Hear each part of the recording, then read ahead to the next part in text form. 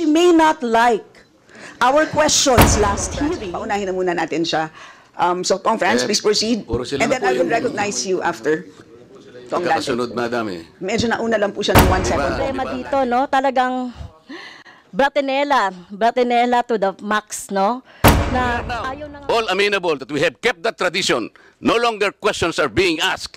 Then I will respectfully move, Madam Chair, to terminate the budget of the OBP for 2025. In favor of the motion, please raise your hand.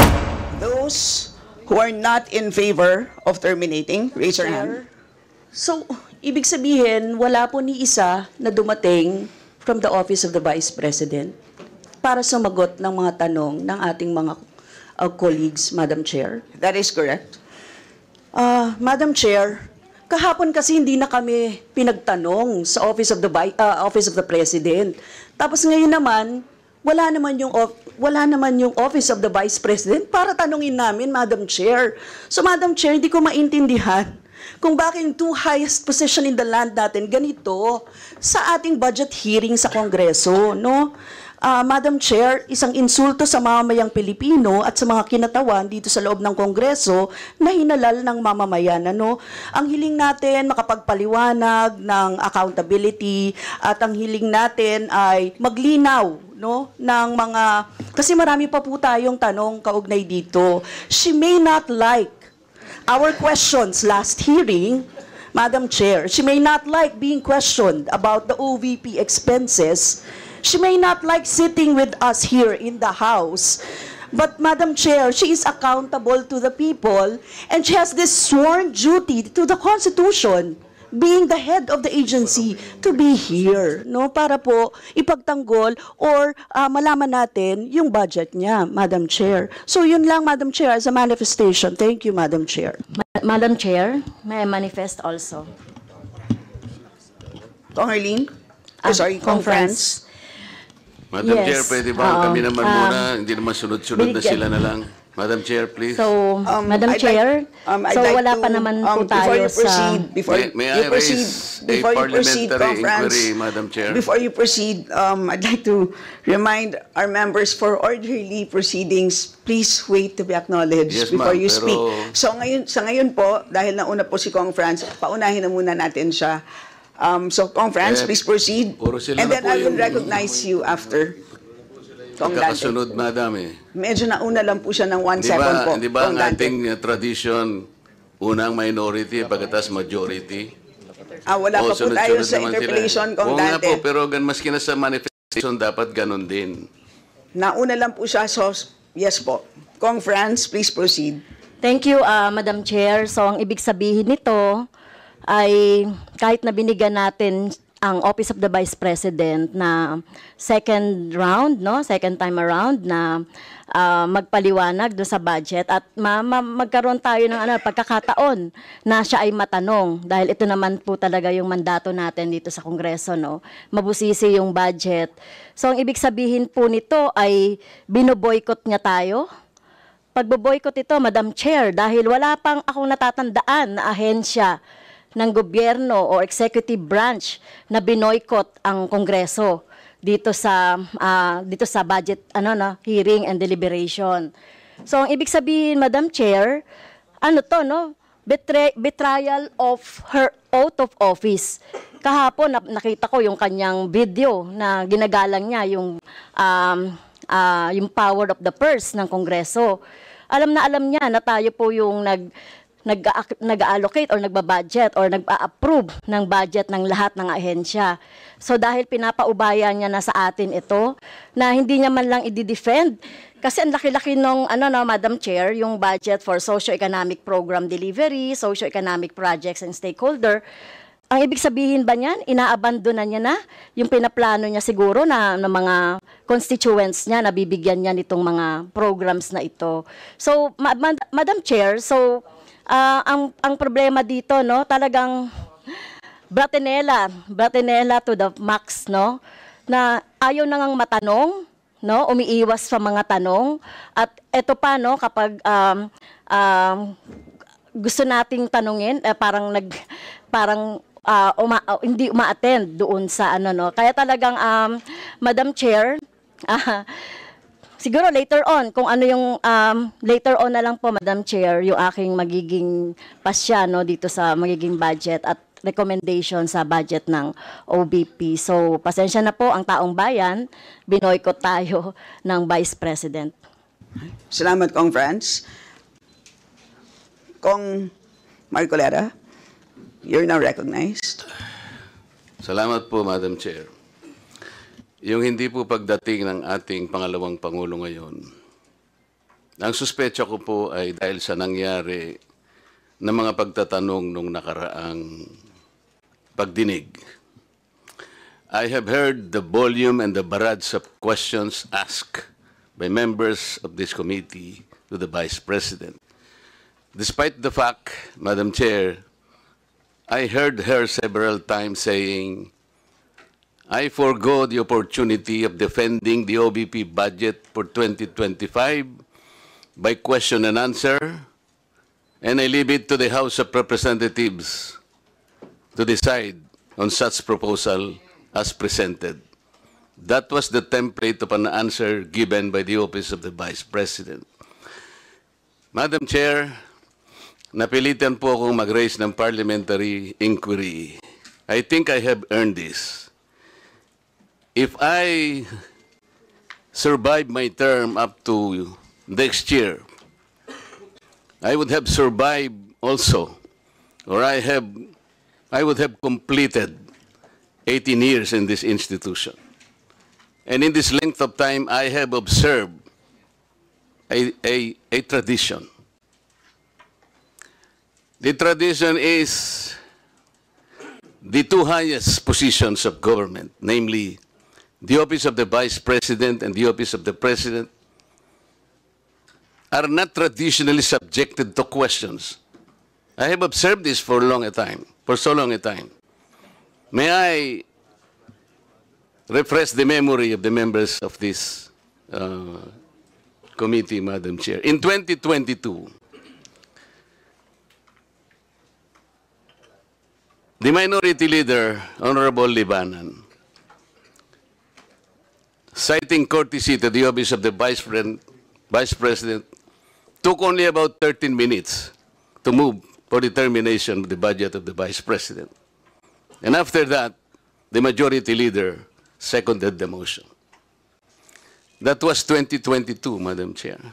Then 2023, no less than the Presidential son, our own Senior Deputy Majority Leader, the Honorable Sandro Marcos, stood up and invoked the long-honored tradition of according courtesy to the OBP, the Office of the Vice President.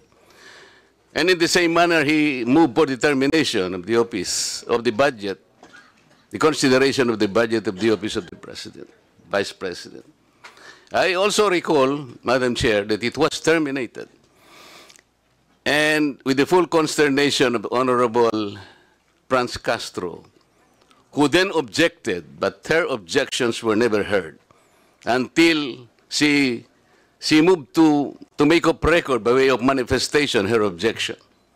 But the committee collectively said, you can no longer do that because there was already a termination of the hearing. This is the time-honored tradition, Madam Chair. For so long a time, we have kept and observed this. We have upheld this tradition. My question is this committee authorized to set aside or discard the tradition? That is the question. Your Honor, such motion was not introduced in the last hearing. I am now introducing the motion, Madam Chair. I second, Madam Chair. To terminate the consideration of the budget of the Vice President, Madam Chair, on the basis of the long and time-honored tradition, Madam Chair. In order for us to respect a tradition in the same manner that we have respected the tradition here, that the first to interpolate every time is the member of the minority. That is the tradition. We have not yet discarded that. We're observing that. because we are honorable members of this Congress. So the question is, why have we discarded that tradition? Is this committee authorized to set aside the tradition? If we are not able to do that, Madam Chair, then I honorably, respectfully now move to terminate consideration of the budget of the office of the Vice President, and I so move. Second, Madam Chair. Thank you. Madam Chairman, Madam Chair, Madam Chair. Move and seconded. Session suspended. We will take that up after we respond to the Honorable Marcoleta. Thank you, Madam But yes, Chair. we note that you made an objection, but your mic was off. So, the Honorable Marcoleta, please repeat your inquiry. Yes, in connection to the earlier parliamentary inquiry, Madam Chair, I have already related the value of tradition.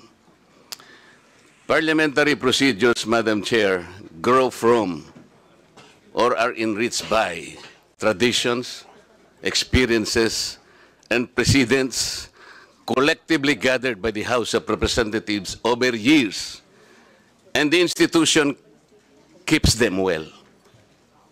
That is why, from my entry in 2004 or the 13th Congress until today, I have observed the observance of that well-kept tradition. The two highest positions in government, namely the office of the President and the office of the Vice President, were duly accorded with respect and deference. I have observed that.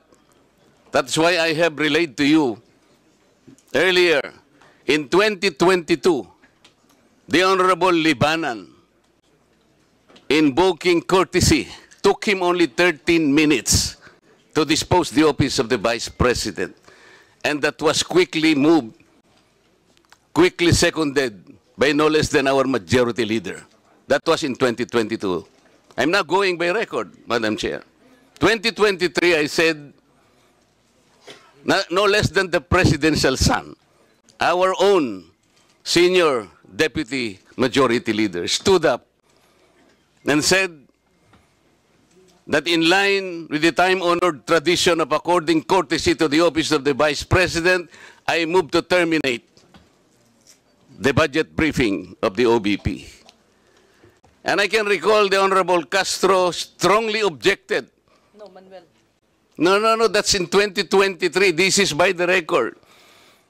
And she objected, but her objections were rejected by the committee because the committee already terminated the proceedings. And she kept on requesting, Madam Chair, that she makes at least her manifestation. And she was unable to do that because the proceedings were terminated. So that, what I am saying, from 2004, when I entered these halls, these hallowed halls, hanggang punto sa sinasabi kong 2023, we have kept the tradition. Ngayon po, kung ano-ano ng mga tanong ang ginawa, in 2023, 22 minutes. 2022, 13 minutes. Ito po, pinagawa yan na po yung budget earlier at ngayon we're about to quarrel again on the budget. Ang tanong ko nga po ngayon, dahil nga po sa nangyayari ngayon sa budget ng Office of the Vice President, and despite her manifestation that she will no longer defend her budget because she forgoed, sabi niya, I will forgo my opportunity to defend the budget of the OBP for 2025 by way of question and answer, and I will leave to the House of Representatives to decide such proposal as presented. We cannot even accept such kind of answer, Madam Chair. What do we need her to articulate for?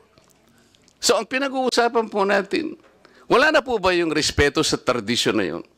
Kagaya po ng binabanggit ko, every time mag-i-interpellate po dito, Madam Chair, Because of that tradition, it's always the member of the minority who will start the interpellation because we have kept that tradition. Ang dami po. Ang dami ko pang sasabihin sa inyo, haba lang tayo. So the question is, when we did that to the Vice President earlier, now we're doing it now, are we now setting aside this tradition? That's number one question. Number two, is this committee authorized to set aside the tradition? Your Honor, short answer is no to both questions. Okay. If that is the answer, Madam Chair, and we are all bound to respect one tradition so sacred in our hearts, because we are called honorables in this house.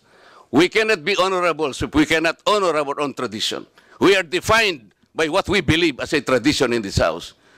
So if we are now all amenable that we have kept that tradition, no longer questions are being asked, then I will respectfully move, Madam Chair, to move to terminate the budget of the OBP for 2025. I object, Madam Thank Chair. you.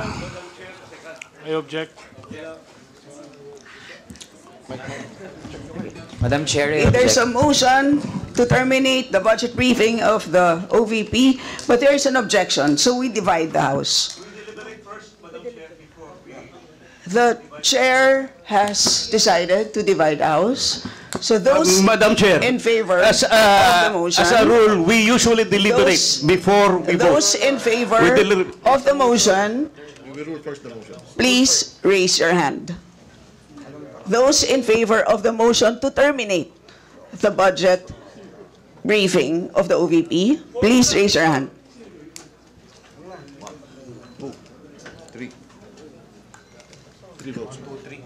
All those against. Those who are not in favor of terminating, raise your hand.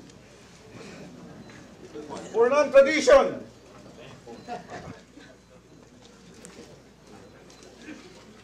Okay. 17.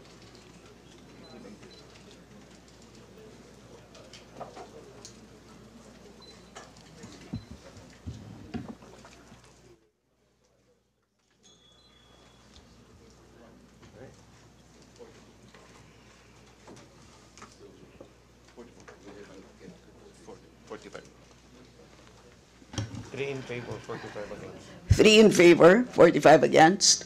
Motion is The motion lost. is Lost. lost.